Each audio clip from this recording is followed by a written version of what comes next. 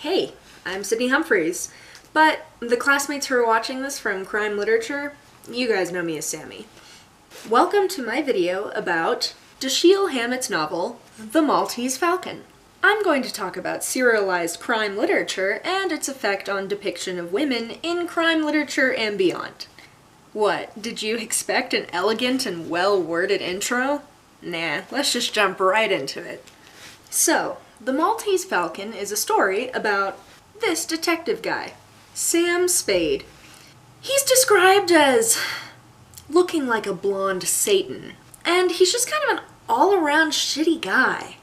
But he's still our hero for some reason. Sam teams up with this beautiful lady, Brigid. Isn't she adorable? Now, Sam and Brigid are tracking down a literal Maltese Falcon, which is supposed to be worth a lot of money. There's also these other guys who are looking for the Maltese Falcon, and they can offer Sam a lot of money for it, but they're not important. Sam sticks with Brigid because,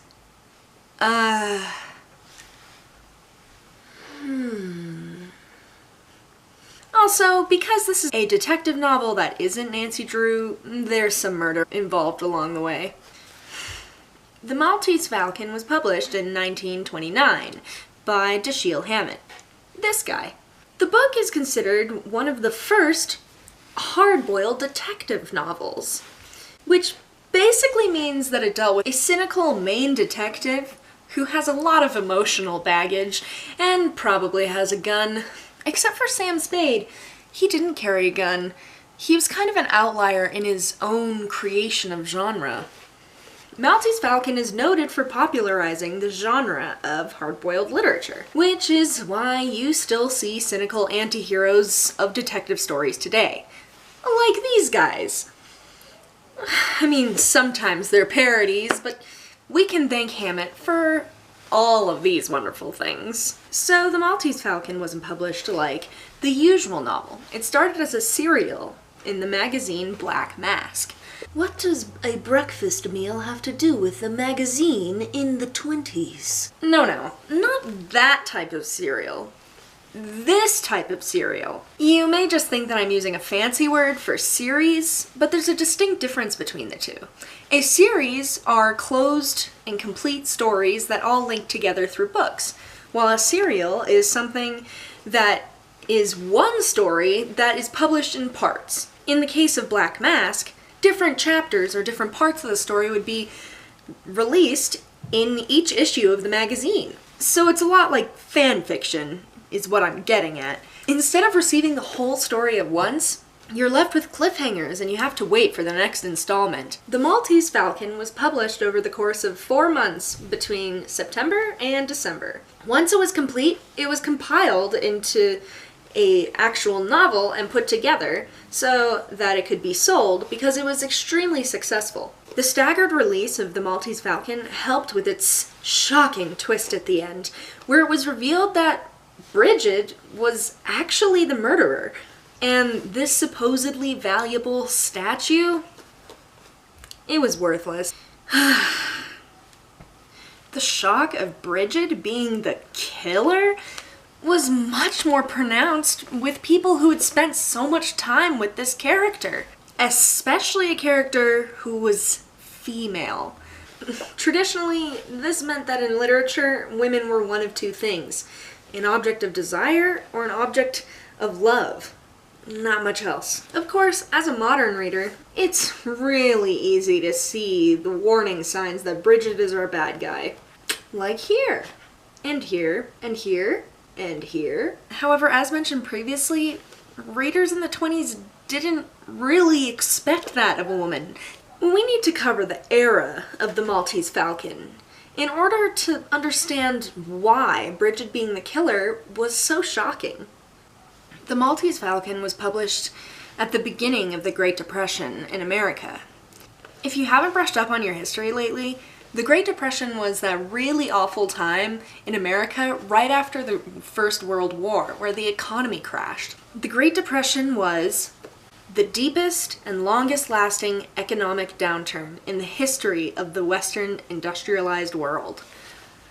Stock markets crashed, investments dropped, unemployment skyrocketed, and nearly half of the country's banks had failed. A lot of people ended up starving to death because there just wasn't even enough food to eat. A lot of anxiety about the looming depression is reflected in the Maltese Falcon's main plot. The novel itself is named after and revolves around an item that is supposedly worth a lot of money. All of these characters in the book are driven somehow by money, as if hoping that acquiring this mystical object would somehow financially secure them in an insecure world. Heck, it even turns our beautiful and pure object of desire into a villain? Ugh. Oh, that's boring, I can hear you saying. That just means that Brigid is a femme fatale character. Well, yeah, you're right. Brigid is a femme fatale. But here's the thing. Femme fatales didn't exist yet. So what is a femme fatale? A femme fatale is the trope of a woman who exploits with everything she's got to wrap men around her finger. The name itself gives it away. Femme fatale translates to literally deadly woman or lethal woman in French, because everything's sexier in French. That's a femme fatale's whole deal. She's sexy, irresistible, and dangerous. And she will get what she wants. So yeah, by that definition, Brigid is a femme fatale. She wraps Sam around her finger and uses him to get what she wants. This thing. But that was unheard of in the 20s. This probably sounds odd coming from the 21st century of complex and fleshed out characters no matter their gender, but you have to understand that characters like Brigid didn't exist before Brigid. Because back then, there were only 2 caricatures of women. They weren't viewed as complex and multidimensional people. So how exactly did Brigid come to be? The rise of the complex and double-crossing femme fatale is linked directly to film noir and hard-boiled literature. And those both arose in response to World War I and the looming Great Depression. World War I changed a lot of things for a lot of people. With so many men away at war, women were suddenly allowed to do work that wasn't just looking pretty, like factory work or janitorial duties, or heck, even sports. Once the men came back from the war and the war was all finished, they saw these women doing things that they didn't do before.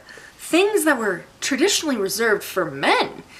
And a lot of men got real bent out of shape about this. The anxiety of these women suddenly doing things that they didn't do before really led to the birth of the femme fatale. But, okay, I'm gonna keep coming back to it. How did Brigid make that leap? How did she get from a world of objects of desire and love to a complicated and conniving villainess? It was just something that had never been done.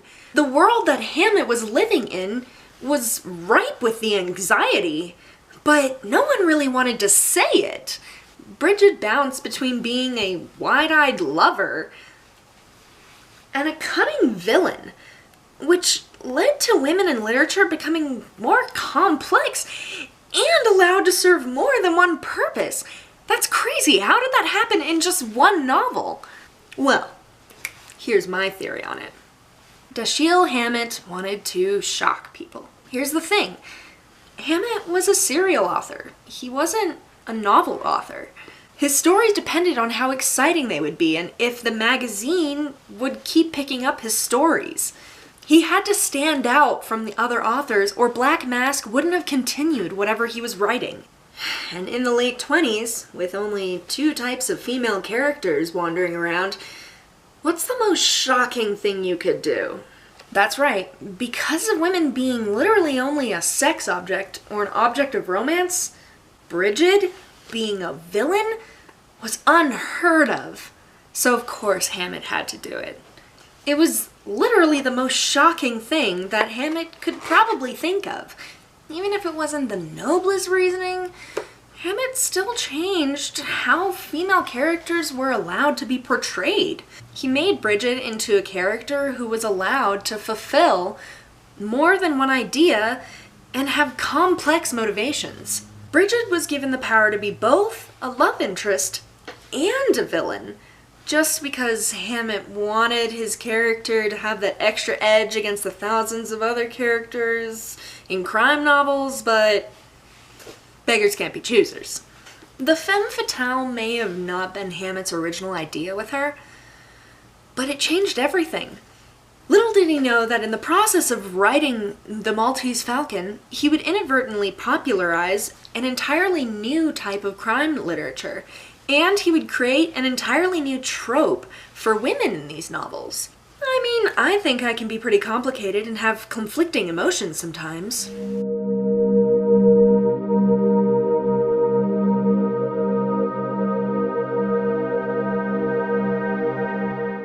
Not that I'm any femme fatale, but I definitely have that conundrum a lot. So thanks for that, Hammett.